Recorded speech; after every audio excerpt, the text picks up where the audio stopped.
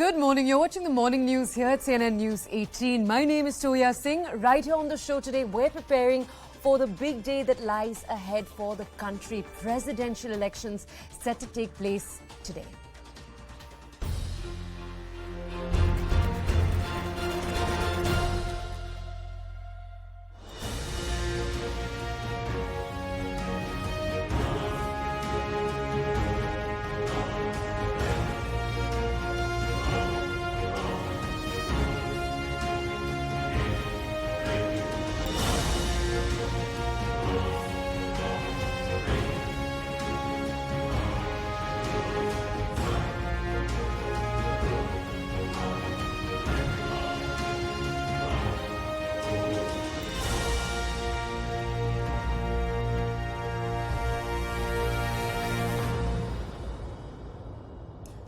Today, the stage is all set for the big battle for Rashtrapati Bhavan. It's the NDA's Droupadi Murmu. That's the NDA's candidate versus the opposition's Yashwant Sinha, the senior leader.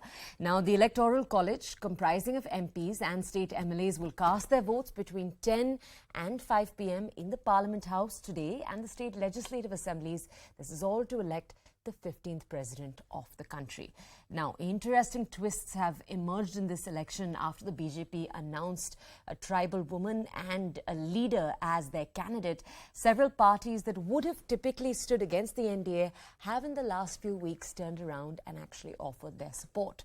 The counting of the votes will take place on July 21st. The country's next president will be sworn in on the 25th of July. Current President Ram Nath Kovind's 5-year tenure, you can see him right now on your screens. He and his tenure will end on the 24th of this month. All right.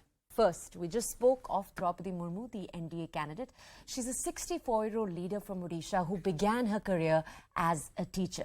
She's going to be the first tribal and the second woman to become the president of India if she wins. Currently, the numbers are very much in her favor. Take a deeper look at her entire journey and all of the challenges she's faced with this next story.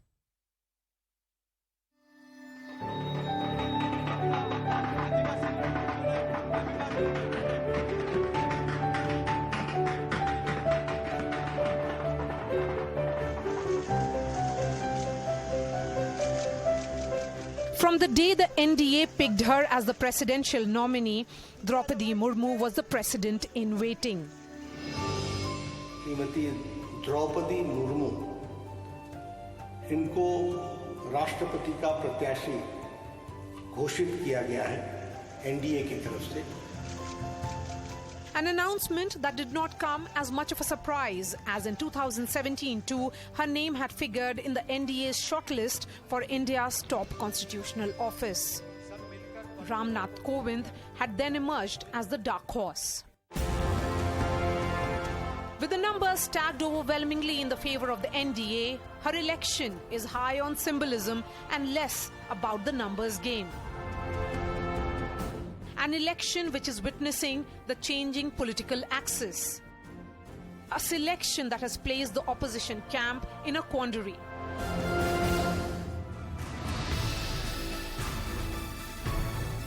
Uddhav Thackeray, forced by the Shiv Sena MPs, broke ranks from allies in Mahavikas Aghadi to back her. TDP's Chandrababu Naidu came out to even campaign for her in Andhra Pradesh. Jharkhand Mukti Morcha, India's only tribal party, had to support as well. After all, she had served as the governor of Jharkhand. मेरे जो family बहुत गरीबी है, गरीबी थोड़ा मैं financially उनको support करूं, इसीलिए थोड़ा पढ़ लिख के ऐसा बन जाऊं कि मुझे थोड़ा नौकरी मिल जाए. लेकिन मुझे पॉलिटिक्स में जाना, ये गवर्नर बनना, ये मैं कभी सोची नहीं थी. 64-year-old Droupadi Murmu, low profile and soft-spoken, has generally steered clear of controversy.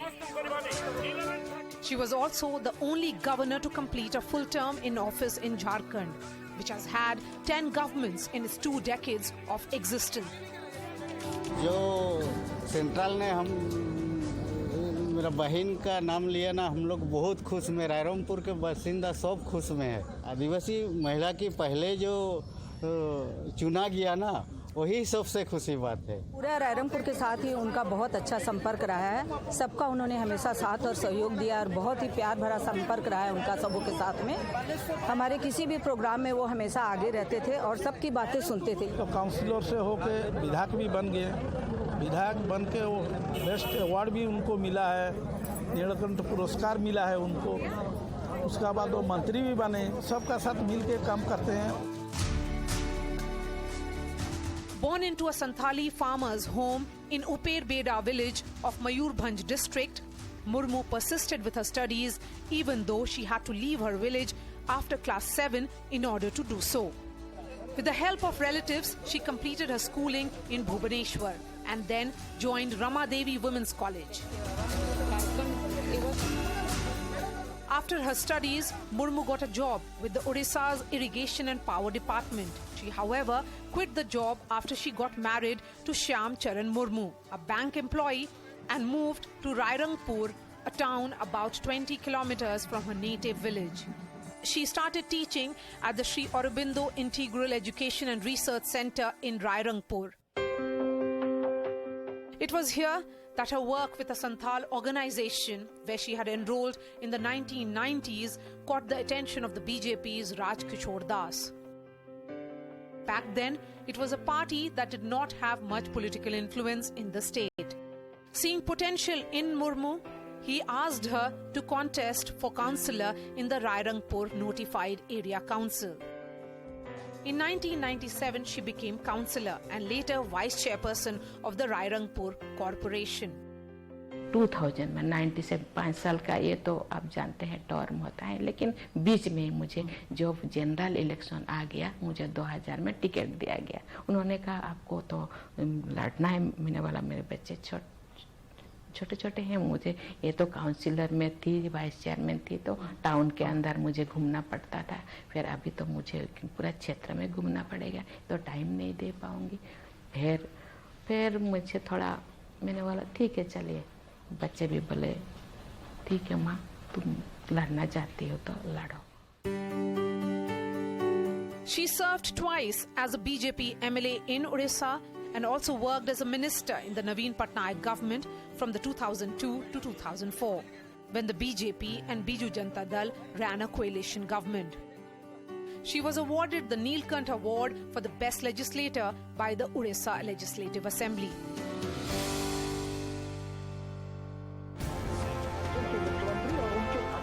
Droupadi Murmu's candidature signifies the BJP's efforts to bring the tribal and other marginalized communities to the mainstream. A convincing example of Sabka Saath, Sabka Vikas. It's an outreach to the strong 10.42 crore scheduled tribes population of India, who are largely in Madhya Pradesh, Chhattisgarh, Gujarat, Rajasthan, Jharkhand and Maharashtra and other states in Northeast.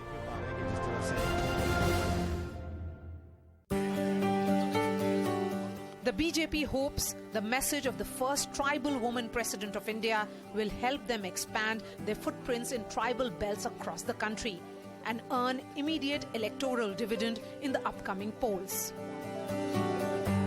The move comes ahead of assembly elections in Gujarat, Madhya Pradesh, Rajasthan and Chhattisgarh. The four states have 128 seats reserved for scheduled tribes, of which the BJP had won just 35 in the last assembly elections. The BJP is also hoping that her candidature will strengthen its political hold in Odisha and get a foothold in Jharkhand, where it lost the elections in 2019. आज भी हम कहते हैं कि आदिवासियों में ओडिशा में Santhal progressive है, लेकिन इतना भी प्रोग्रेसिव नहीं है कि वो दूसरों के साथ कॉम्पीट कर पाए।